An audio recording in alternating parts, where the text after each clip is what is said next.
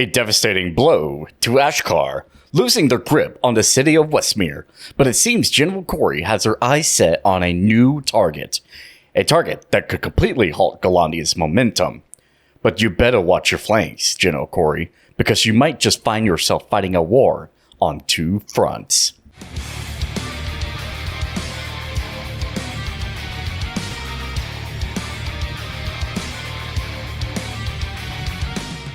Hello everyone, and welcome back to the Frontlines of Kerbin.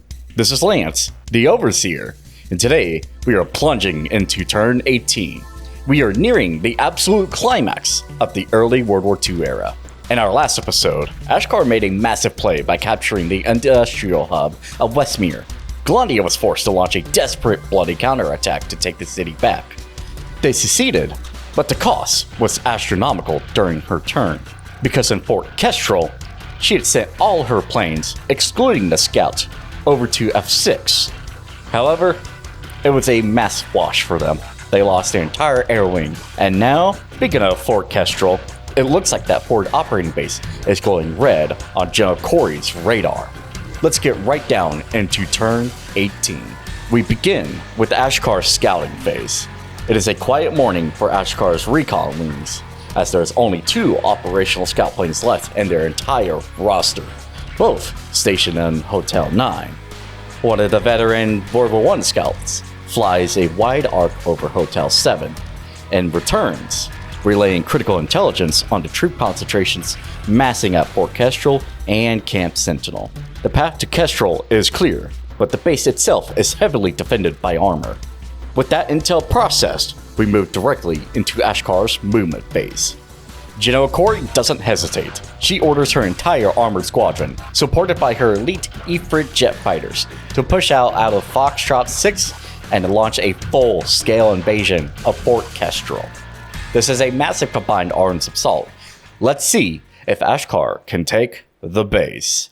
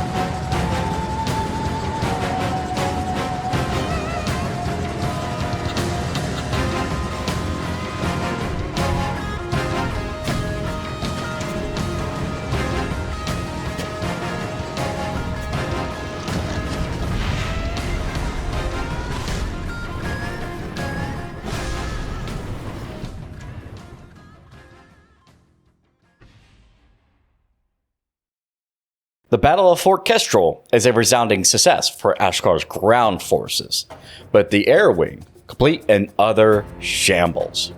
Korey lost her entire cutting-edge Ifrit jets almost immediately I think she severely underestimated the turning radius of those Gallandian Spitfires. And a quick behind the scenes note, I noticed they worked with the AI during this battle. Several planes from both sides decided that the best way to attack ground targets was to simply fly directly into the dirt.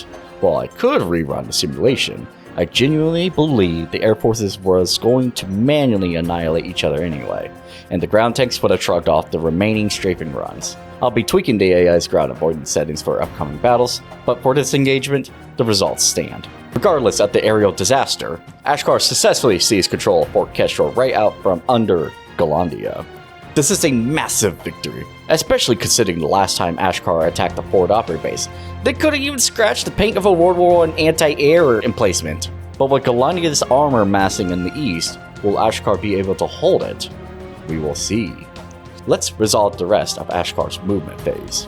The heavy forces at Delta 12 push forward, rolling into Echo 10 of Fort Heckman to fortify the garrison. Looking at this staging, I think Korey is planning a massive raid on Fort Vigil, and Vigil might actually be harder for Gallandia to take back if it falls. So it's a brilliant strategic pivot. Next, the fresh units rolling out of the city of Dazara push up and park at Delta 12, taking the spot the previous brigade just vacated. The supply line holds. Finally, sitting at Foxtrot 10 is a smaller brigade of supporting forces. They move right on up to Foxtrot 8, and I suspect they may be ordered to reinforce Fort Kestrel next turn. That concludes the movement phase for Ashkar. Taking a look at the map, General Korey has successfully established a massive salient into Gallandian territory by capturing Fort Kestrel. What do you think of Ashkar's aggressive push? Let me know in the comments down below. Now, we move to Gallandia to see how General Mavis reacts. General Mavis begins her scouting phase by launching a recon flight towards Foxtrot 6, and thankfully for the scout pilot, all of Ashkar's units that were stationed there had already marched on to Fort Kestrel, so the airspace is clear. However, the intelligence the scout gathers is terrifying. It confirms that Fort Kestrel has fallen, but notes a crucial detail. Fort Kestrel is occupied by only ground units. Ashkar's entire air wing was destroyed in the siege. Mavis now knows exactly what she is up against. Her second scout flies right up to Foxtrot 8. Honestly, it seems like this pilot's having a time of his life. He flew that scout plane like a stunt pilot, dodging and weaving through the hail of 50 caliber anti-air fire from Ashkar's column down below, and he makes it out alive, securing even more vital intel for the high command. With the scouting completed, General Mavis now has a clear picture of the board. She executes only 2 movements this phase, but they are absolutely devastating. First, General Mavis orders a massive Pincer maneuver against the Ashkar forces currently occupying her stolen forward operating base. She orders the heavy armor from both Westmere and the armored division at Camp Sentinel to converge simultaneously on Fort Kestrel. 2 fronts, 1 target. Ashkar's troops are completely enveloped in a textbook double envelopment. The question is, can Ashkar's surviving tanks withstand the combined might of 28 Gallandian armored vehicles?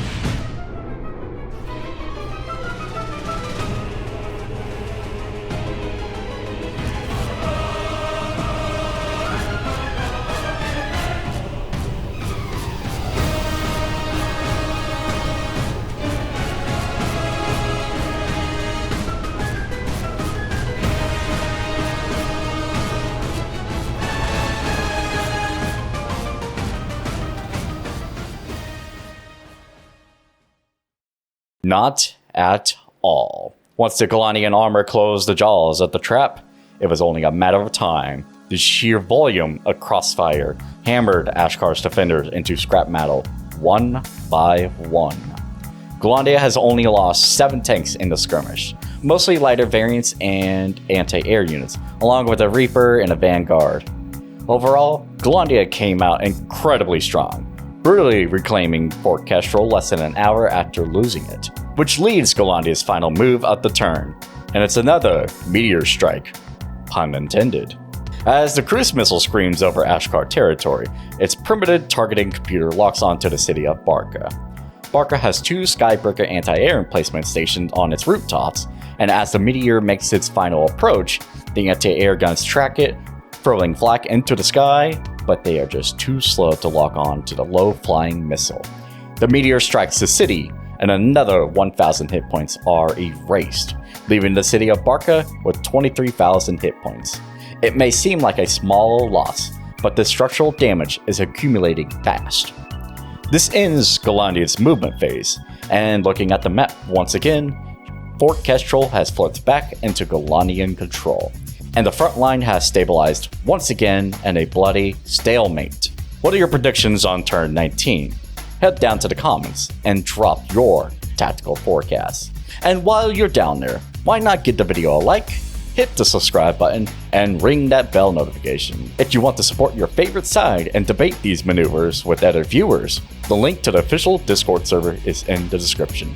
Come join us and cheer on for your team. Now let's move right into this point spending phase. Over in Ashkar, General Korey decides that she has had enough of the cruise missile strikes.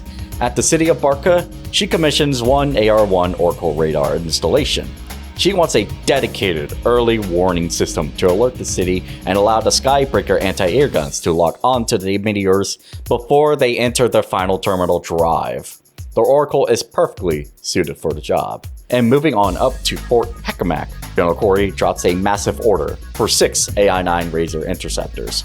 She is stockpiling a massive high-speed air wing, and I'm almost certain that she is preparing for a major aerial offensive next turn. And finally, at the city of Dazara, she builds 2 AH-1 Rhino FCs, 4 AT-44 Cobras, and 2 AA-4 Sirocco anti-air tanks. That finishes Ashkar's point spending phase, and to keep the pacing tight, we will look at the final map after Gallandia finishes their purchases. And over at Gallandia, General Mavis continues to prioritize her armored core. And at the city of Westmere, she ensures her armor is ready to defend the center by building 2 GT-9 Bastion heavy tanks, 1 GD-6 Reaper, and 1 repair truck, anticipating the need to patch up the survivors of the Fort Kestrel battles. At the newly reclaimed Fort Kestrel, she immediately begins rebuilding the Lost Air Force, spawning 2 GH-1 Titan heavy bombers and 2 GF-13 Spitfire fighters.